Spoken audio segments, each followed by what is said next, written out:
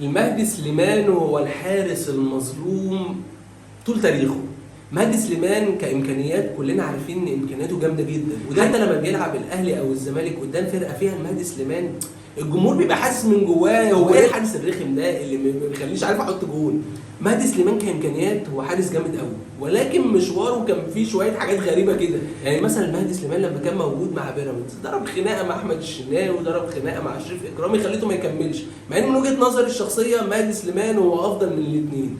مهدي سليمان من افضل الحراس اللي ما خدتش حقها. يمكن سنه كبر فعلا مهدي سليمان، ولكن احنا شفناه لحد السنه اللي فاتت هو بيأدي كويس قوي.